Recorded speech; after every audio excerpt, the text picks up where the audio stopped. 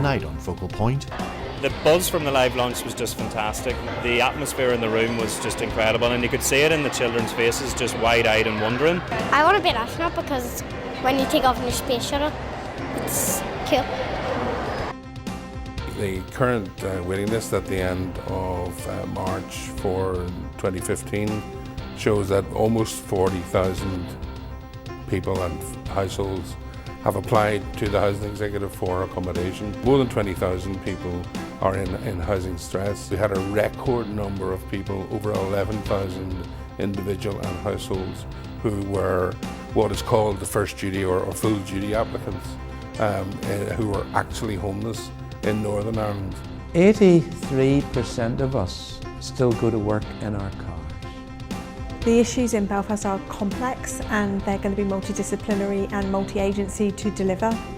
I think it's everything from encouraging to discouraging, and how do you encourage the good things and discourage the bad things.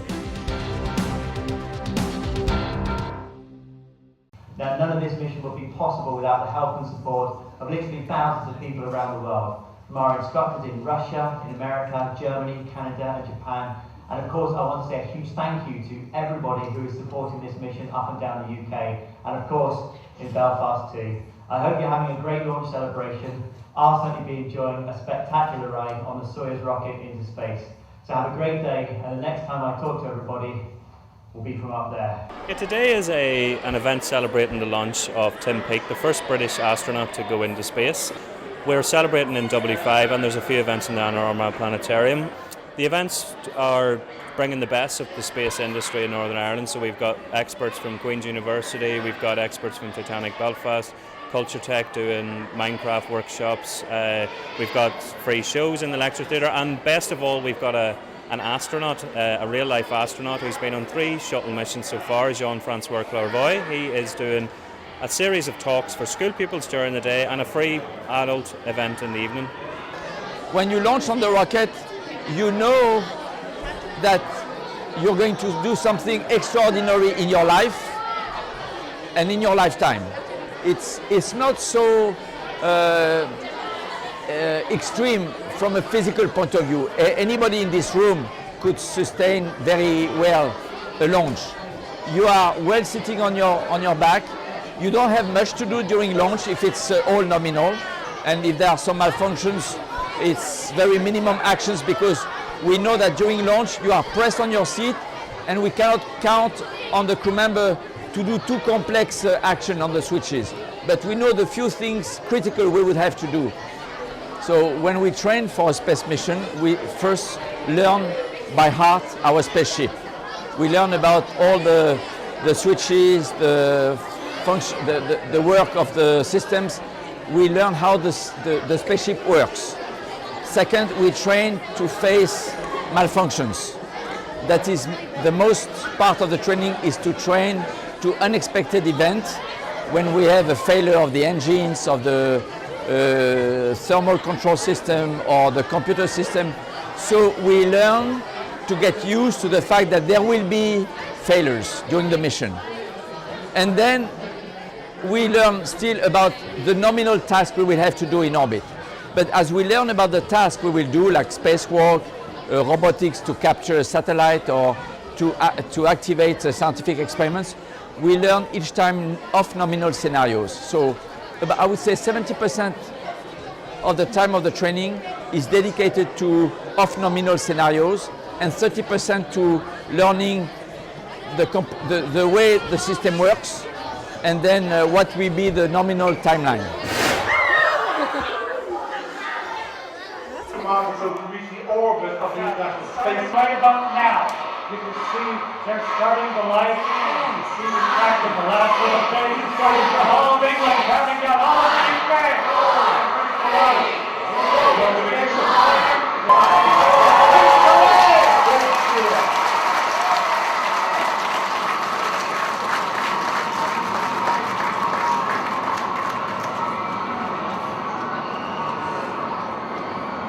The buzz from the live launch was just fantastic. The atmosphere in the room was just incredible, and you could see it in the children's faces, just wide-eyed and wondering.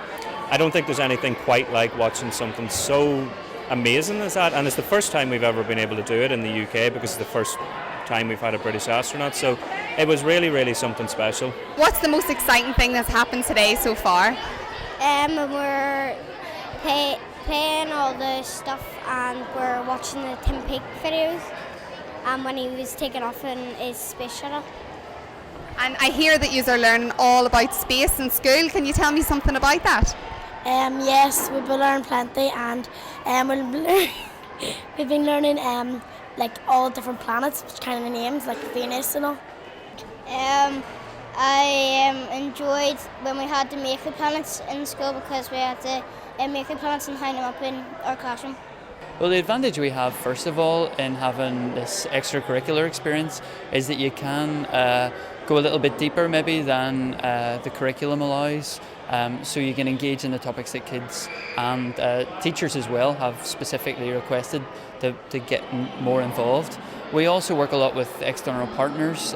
Thankfully, we have good ties with business, industry and academic institutions through STEMnet, which is the Northern Ireland contract is based here in W5 as well. So we really are well set to bring everyone together and create an experience that then leads on to essentially careers for the pupils as well. I want to be an astronaut because when you take off in your space shuttle, it's cool.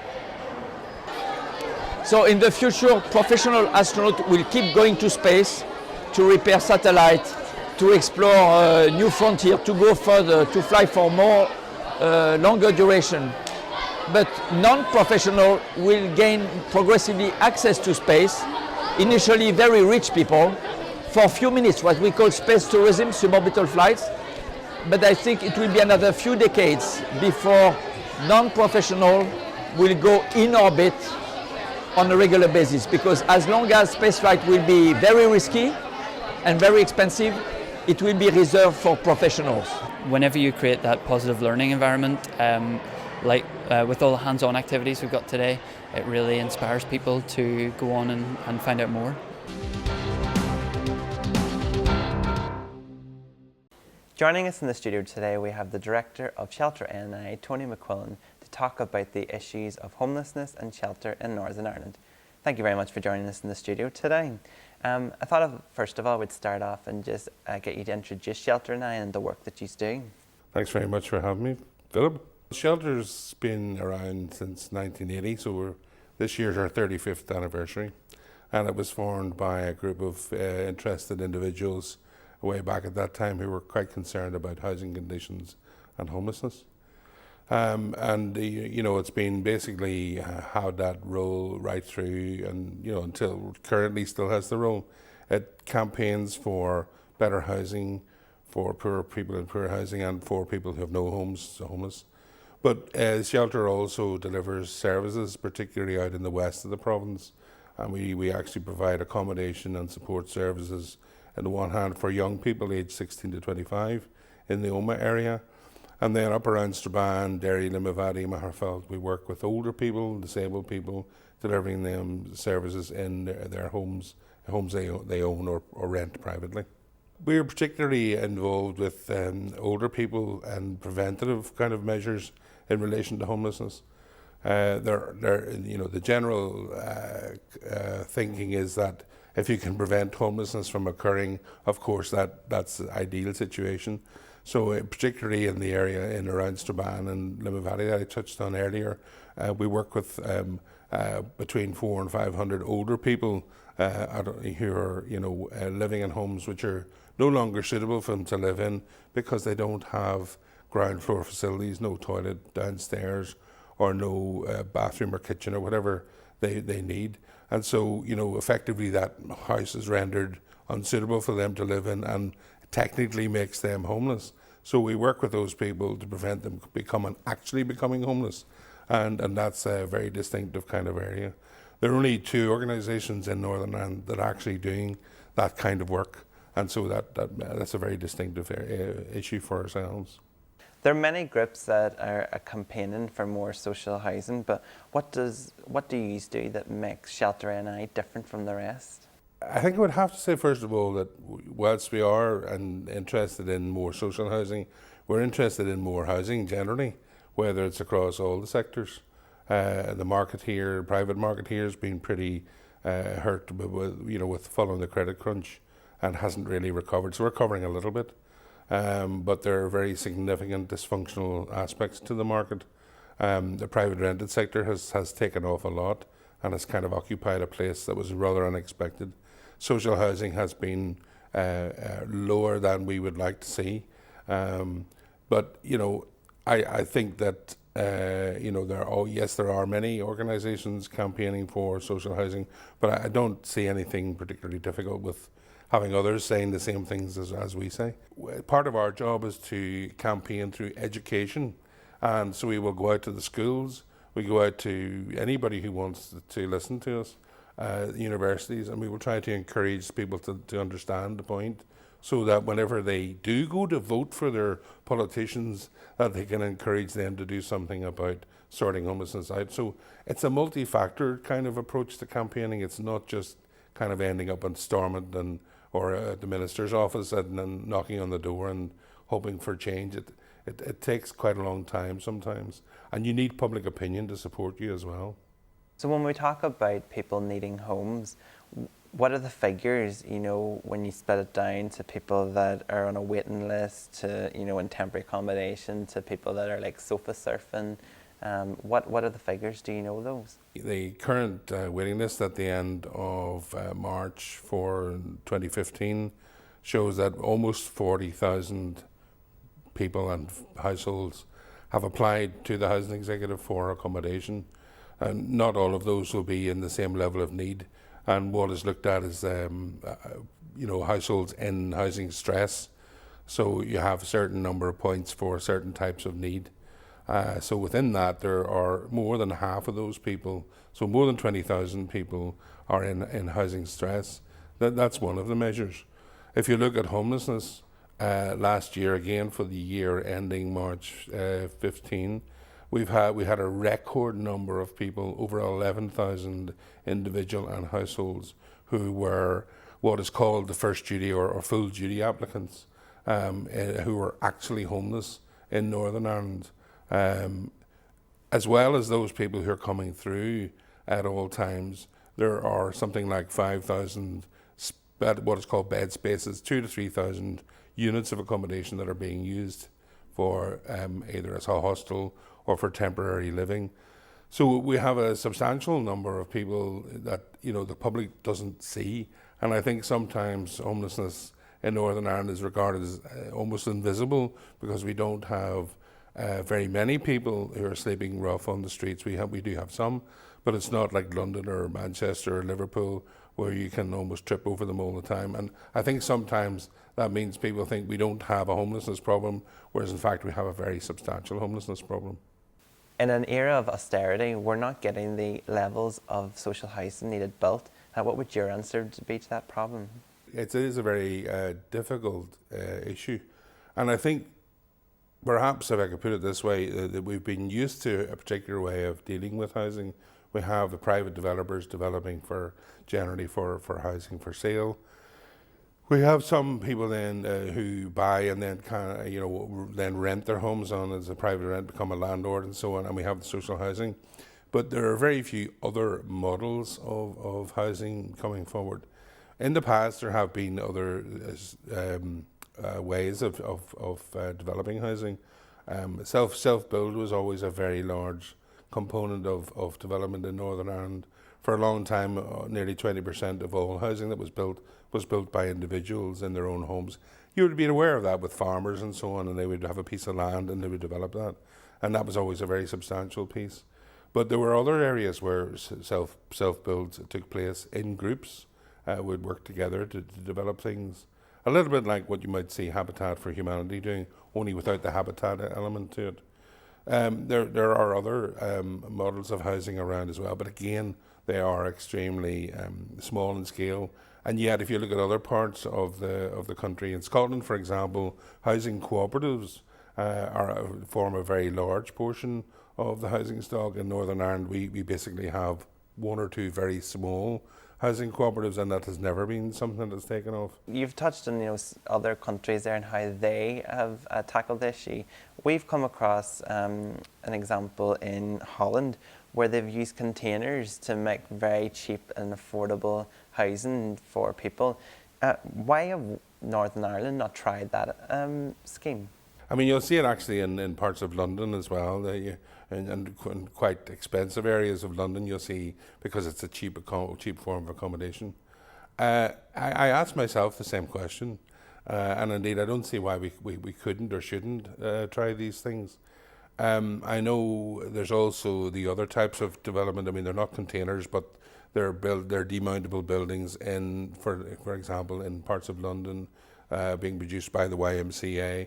And there are other organisations in the north part of England. Some of the housing associations are looking at different types. Instead of the traditional form of building with bricks and mortar, they're using sort of structural moulds and things like that, and it makes the housing a lot cheaper to build. So I think that is changing, but in Northern Ireland, I believe there's a room for a much faster change, and it would be helped if we could spearhead some of those ideas now. I think that will come. There's over 38,000 empty properties, here in Northern Ireland. Why are we not trying to redevelop those to social housing and for accommodation for people? There's probably a couple of structural reasons why you can't take all 38,000. Some of them are probably earmarked for things like roads or shops and supermarkets and so on. So you wouldn't develop those. Others will be so far dilapidated that you would need to knock them down and rebuild. Some will be caught up in probate, so we don't actually know who the owner is. And others, I think sometimes people hold on to them thinking that they're not going to do it this year or next year, but in 5 years' time, they're going to refurbish their property, and that will give them a nice future kind of maybe retirement package or something like that. The Housing Executive recently carried out, with the help of the Rates Agency, they asked the public, everybody who got a rates bill was asked, do you know any empty properties in your local area? And so they've actually found from the public 1,200 properties. And they're promoting those ones where the owner is quite happy to sell them or to work with somebody. You'll actually find them pictured on the website. And I was quite interested to see, were there any in the areas that we would be interested in. So I've contacted the Housing Executive, and there are others, but because of data protection, they haven't placed those on the website. But certainly, that I know it's not 38,000, but it's a start. Probably 1,200 could be, maybe 5,000 or 6,000 that could be brought back. And we agree with that. Yes, definitely we should be bringing those back. So this coming Sunday, you are having a fundraising event for yourselves, for people to come in the Belfast area to come down to. Could you tell us a wee bit more about that?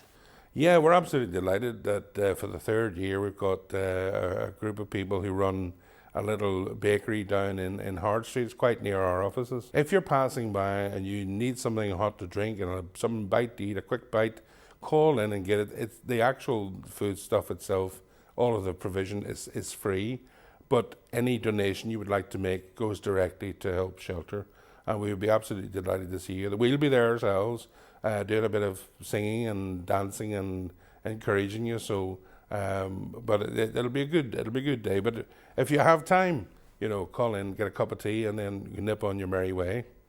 Thank you very much for joining us in the studio today, Tony. Thanks very much for having me, Philip.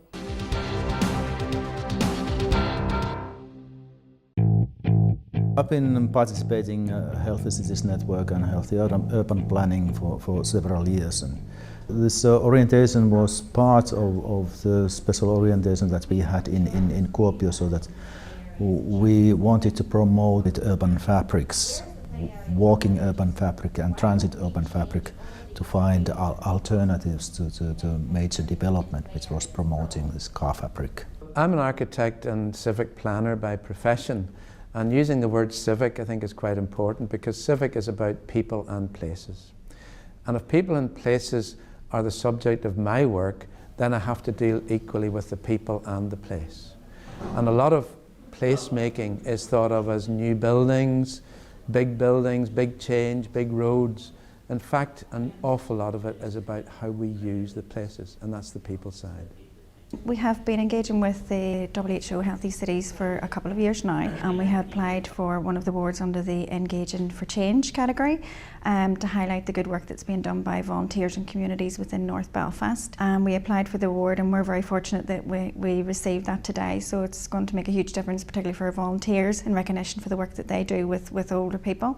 The Clare project has been established operational from 2014.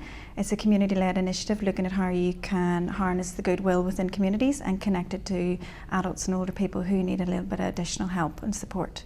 The project is actually working very closely with the Belfast Health and Social Care Trust, and we take referrals from the integrated care teams of adults and older people who need a little bit of support to maintain their independence within their communities, and really to tackle social isolation and how you connect them into things that will improve their health and well-being. The project itself is really creating a foundation for people to provide meaningful volunteer opportunities, for people to get involved, for people to support people in meaningful ways. It's improving particularly social isolation, working with very isolated older people and connecting them into community resources, but also looking at how we can remove the barriers for them, connecting by aligning them with befrienders who support them to get out and about. Getting to medical appointments, GP appointments, getting out and about to the shops, to the bank can be incredibly difficult for people who have multiple health challenges and mobility problems. So really it's looking at how you can grow that within communities, and look at how communities can really become acting as befrienders and things like that for people. The issues in Belfast are complex, and they're going to be multidisciplinary and multi-agency to deliver. I think it's everything from encouraging to discouraging, and how do you encourage the good things and discourage the bad things. I think it's also about explaining the implications of what that means, and it also is about how each person in their own lives makes a small difference to the incremental big. So for example, in my home life I can walk and cycle and eat healthily. In my professional life I can design spaces that create an environment that people want to do the healthy things, and I think that if every person thought in that way, each of us could start to make a difference, but it has to be collective to make the bigger leaps of faith. What we have learned in developing the place standard is the importance of collaborating between different organisations ourselves, and what that brings to light is more evidence about what makes a difference when it comes to placemaking, health outcomes and addressing inequalities generally. So really this is part of being part of a wider discussion between organisations who are like-minded. 83% of us still go to work in our cars. How do we change that? And we look at the 84 billion pounds that we're going to spend driving our cars over the next 20 years, and the mere 2.5 billion that it would cost for us to have all bus and all rail free for everybody. So by looking at this notion of where we're investing the money, I'm fortunate. I have a card that allows me free bus and train travel.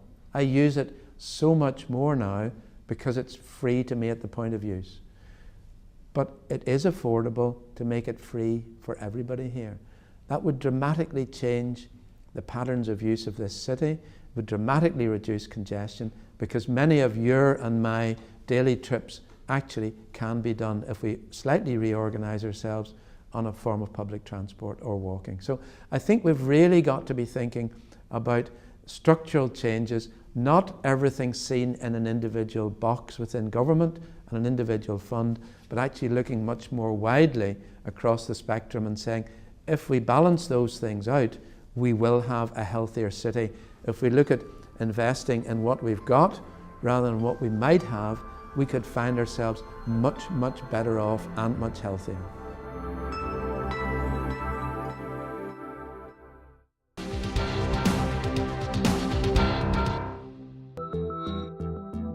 Now, tomorrow's weather.